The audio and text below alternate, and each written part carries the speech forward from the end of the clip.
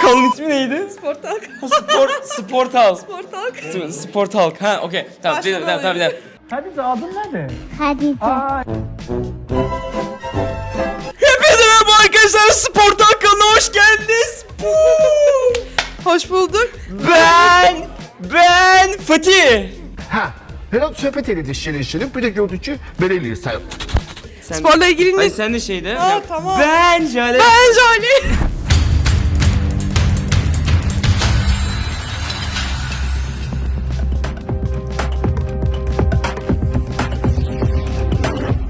Bugün sizlerle beraber yine çok güzel bir videodan karşınızdayız arkadaşlar. Şu anda Azerbaycan Guba'da düzenlenen kış okulundayız. Ne düşünüyorsun? Gerçekten güzel bir etkinlikti.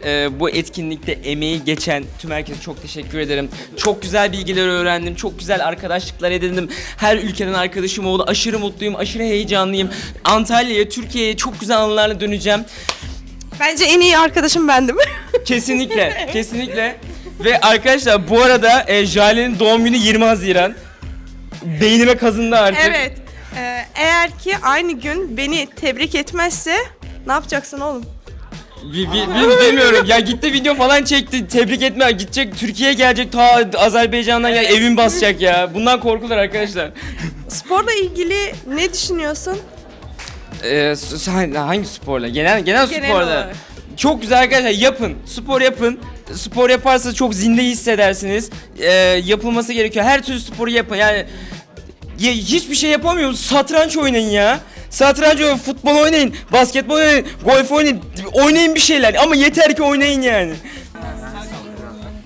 Sen yokken ne gece ne de gündüz, ne ay var ne tek bir yıldız. Hello, my name is Elmira Mamadova and I am the head of the Exams and Human Resources Department at Yükseliş Contest of the Azerbaijani Republic.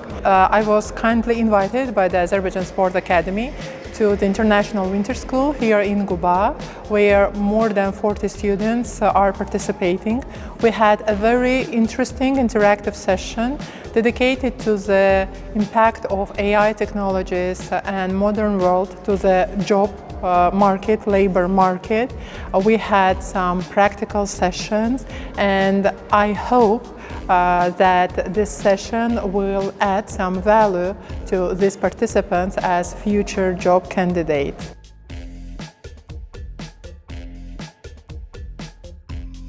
Mən Muradov Əli, İdman Akademiyasının baş müəllimi. İlk növbədə Gənclər İdman Nazirliyi, İdman Akademiyasının və bu tədbiri bütün əməyə keçən bütün insanlara təşəkkür edirəm. Artıq ikinci ildir ki, mən burada həmin yay və qış məktəblərində iştirak edirəm. Ümumi təəssüratlarım çox yaxşıdır, yəni müsbət qiymətləndirə bilərəm.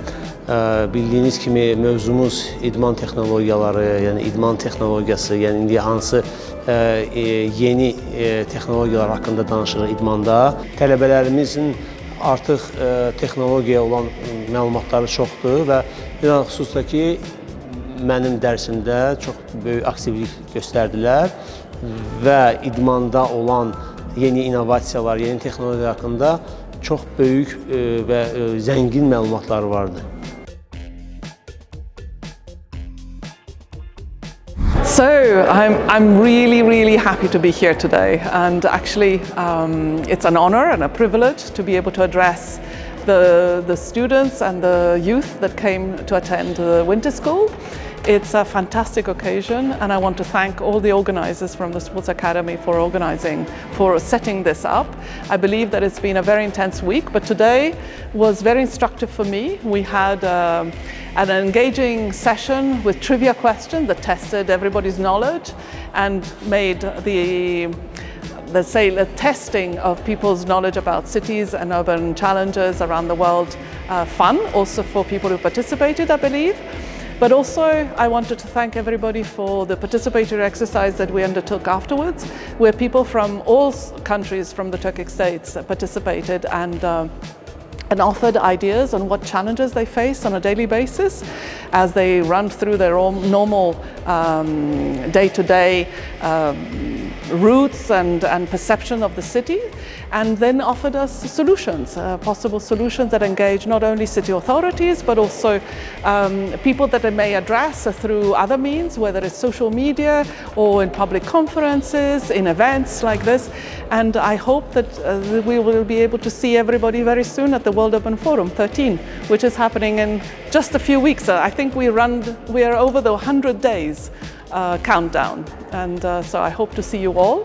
And my congratulations, my really thanks for involving us, for inviting us and engaging us in this event. And I hope to see you soon in many other events of this kind.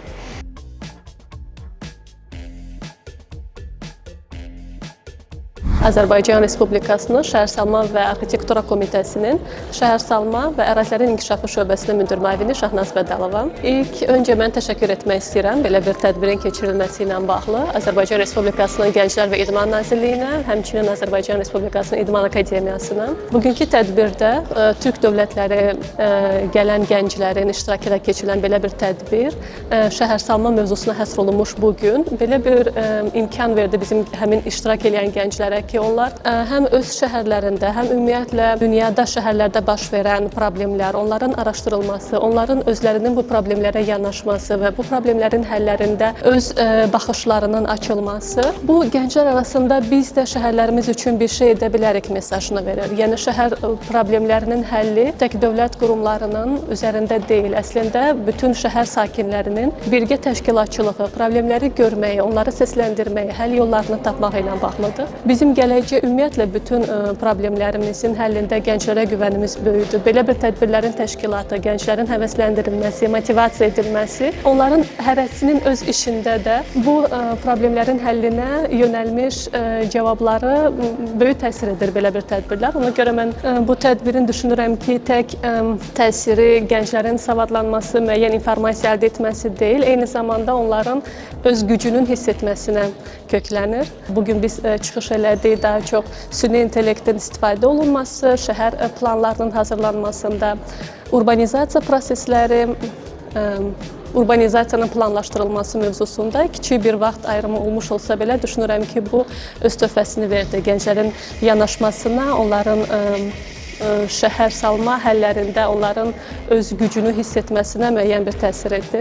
Belə tədbirlərin davamlı olması, gənclərin belə tədbirlərdə iştirak etməsi düşünürəm ki, gələcək həm onların öz işlərində, həm digər məsələlərin həllində öz töhfəsini verəcək. Buna görə təşəkkür etmək istəyirəm. Çox sağ olun.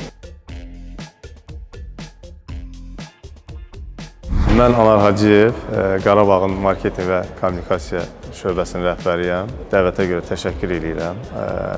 Öncədən də hiss elədiyim kimi çox maraqlı keçdi. Təqdimatın özündə göstərilən maraq, həm də davamında gələn suallar tədbiri çox rəngarəng elədi. Digər tərəfi də təkcə auditoriyanın yerli tələbələrimiz yox, həm Türkiyədən, həm Özbəkistandan, Qazaxıstandan gələn tələbələrin olması və sualların da onunla yanaşı rəngarəng olması və təkcə Azərbaycan futbolu ilə bağlı deyil, dünya futbolu, Avropa futboluna bağlı olması da mənim özümə də çox maraqlı gəldi. Həzz aldım deyə bilərəm.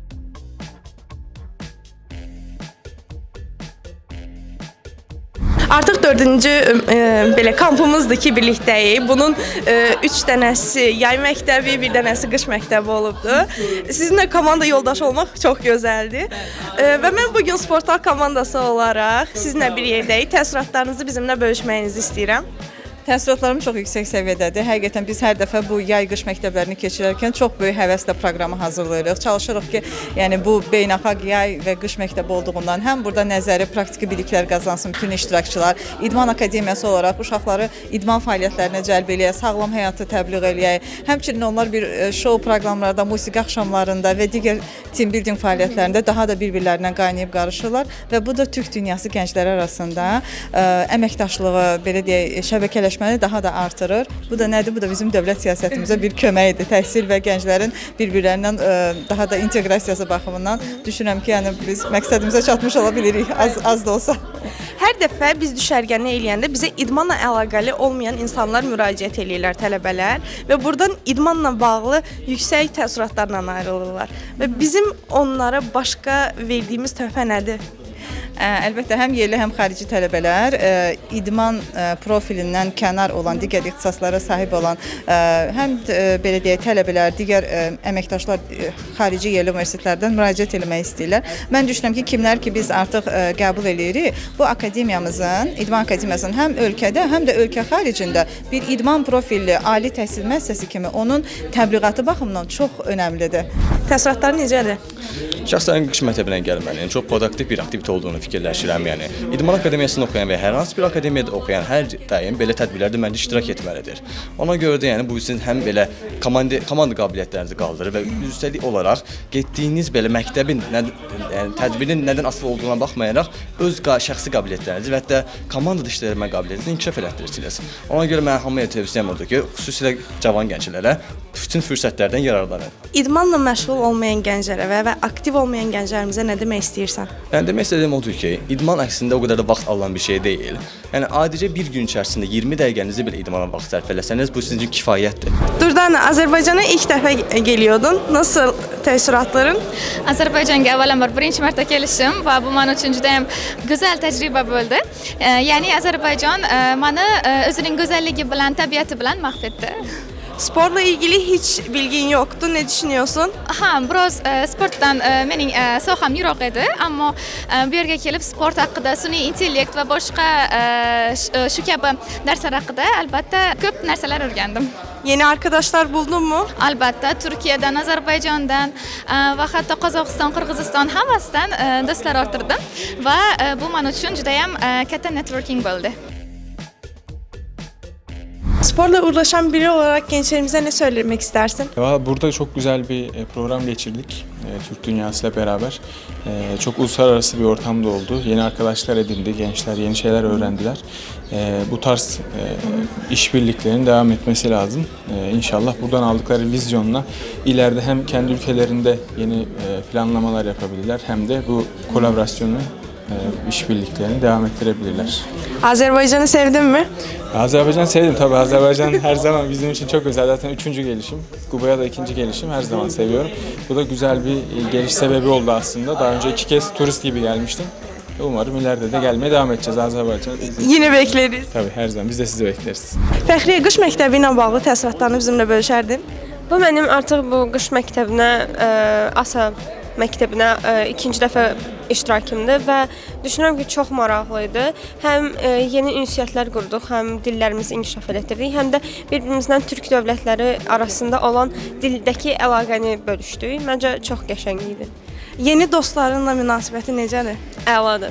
Biz bir-birimizlə həm həyat təcrübəmizi, həm ölkələrimiz haqqında bilmədiyimiz faktları bölüşdük. Bu da çox mənim üçün yeni bir bilgi oldu. Avvalambor assalomu alaykum.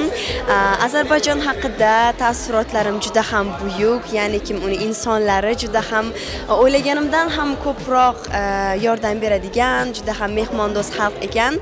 Umuman olganda mening təəssüratlarim juda ham yaxshi. Arkadaşlarla nasıl anlaştınız? Xo'sh, do'stlarga keladigan bo'lsak, turli xil mashqlar, guruh ishlari orqali bir-birimiz bilan juda ham yaqin bo'ldik. Turli millat bo'lishimizga qaramasdan birlikda ish olib borib, juda ham ko'plar do'stlar orttirdik. Bir-birimizni tushunishimiz ham unchalik qiyin bo'lgani yo'q. Sporla ilgili hiç bilgin yoktu. Ne düşünüyorsun? Xo'sh, sport haqida juda ham ko'p ma'lumotlar o'rgandim. To'g'risini aytsam, sport haqida unchalik ko'p ma'lumotga ega emasdim, ammo bu yerga kelib bir qancha o'yinlar, bir qancha ma'lumotlar, leksiyalar orqali albatta o'rgandim albatta. Men bunday daqiqalarni sira ham kutmagan edim, ammo bular juda go'zal edi. En iyi arkadaşın kim oldu burada? Albatta sen. Men seni çok sevdim zaten. Va sendan keyin albatta Gulsum va Neslihanlarni da yoqtirdim. Özbekistan'a döndüğünde sporla ilgilenecek misin? Albatta ben bundan oldun ham sport bilan shug'ullanar edim. Bundan keyin ham albatta bu odatimni tark etmayman. İdman Akademiyasından gelen tek kızımız. Ne düşünürsen? Burada olmaq həqiqətən çox əyləncəlidir və düşünürəm ki, digər qızlar da kəşki burada olardılar akademiyamızdan. Görərdilər ki, akademiyamızın nə qədər gözəl təşkilatları var. İdmanla məşğul olmayan gənclərə nə demək istəyirsən?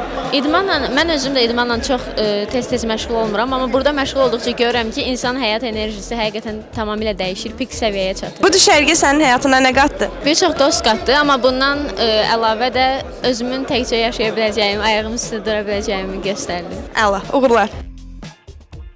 Aslında ikinci kere Bakü'ye geliyorsun ve bizimle birliktesin. Ne düşünüyorsun? Vallahi muhteşemsiniz. Ekip muhteşem, öğrencileriniz muhteşem. Biz harika bir 6 gün geçirdik. Devamını bekliyoruz. İnşallah tekrar gelebiliriz. Sporla ilgilenmeyen arkadaşlarımıza ne demek istiyorsun? Spor sağlıktır ve Atatürk'ün sözüyle bitirmek istiyorum. Ben sporcunun zeki, çevik ve ahlaklısını severim. Burada da herkes bu şekilde olduğuna inanıyorum. Teşekkür ederim. Betül bizim kampın sesi en güzel olan arkadaşımız. Ne düşünüyorsun? Ya çok eğlenceli günler geçirdik. Özellikle kendi yaşamımda çok fazla hareket etme konusunda sıkıntı yaşıyordum. Ama burada inanılmaz bir iç içe yani samimi bir ortam yakaladık aslında. Ve inanılmaz etkinliklerle geçirdik günlerimizi. Çok fazla kültür öğrendik. AI hakkında çok iyi bilgiler edindik. Yani bizim bilmediğimiz, yeniden öğrendiğimiz çok fazla şey oldu. Bizim için en azından benim alanım mesela spor yöneticiliği. Bu konuda neler üretebileceğimi, nasıl araştırma yapacağımı çok güzel bir şekilde öğrendim. O yüzden herkese çok teşekkür ediyorum. Özellikle hocalarımız bizimle çok ilgililerdi. Etkinliklere herkesin katılımıyla beraber çok eğlenceli vakitler geçirdik. Çok teşekkür ediyorum herkese. Biz rica ederiz. Sporla ilgilenmeyen arkadaşlara ne söylemek istersin? Şöyle hayatımızın her alanında olması gereken bir şey. Ben eski milli sporcuyum ama akademik hayata atıldığımdan beri biraz hareketsiz kaldım. Antrenörlük yapıyorum sadece. Ama sporla ilgilenmesi gereken arkadaşlarım aslında hepimizin ilgilenmesi gerekiyor bence. Hayatımızın her alanında olması gereken bir şey. Özellikle zihnimizin rahatlaması için çok önemli bir şey olduğunu düşünüyorum. Ve böyle bir ortamda yakalamak, böyle bir ortamda aslında zihnimizin rahatlaması beni çok mutlu etti. Herkesin en az günde 30 dakika egzersiz yapması gerektiğini düşünüyorum. Arkadaşlarımız Fırat Üniversitesi'nden geldiler, Türkiye'den. Bizimle ilgili ne düşünüyorsunuz? Çok misafirperver olduğunuzu öncelikle düşünüyoruz. Kesinlikle. Eğlenceliydi. Çok sıcakkanlı insanlar diyebilirim. Senin bölümün farklı, sağlık. Yalnız sporla ilgili geldin. Sen ne düşünüyorsun? Doğrudur. Yani sağlık sektörü aslında sporla çok iç içe olan bir sektör. Bu kampı da ben değerlendirmek istedim. Hem bir sağlıkçı olarak hem de sporla ilgisini, alakasını AI ile yani yapay zeka ile birleştirmek istedim. Böyle bir deneyimi Azerbaycan bize sunduğu için de teşekkürlerimi iletiyorum. Bizi çok güzel ağırladınız. Çok konforlu bir ortamda. Eğitimler için de tekrardan teşekkürler. Çok sağ olun. Umarım videoyu beğenmişsiniz arkadaşlar. Bu tarz videoda daha fazla gelmişsiniz. İnşallah like butonuna basmayı ve kanalımıza hala abone olmayı unutmayın. Bir sonraki görüşmek üzere. Kendinize çok iyi bakın. Hoşça kalın. Bay bay.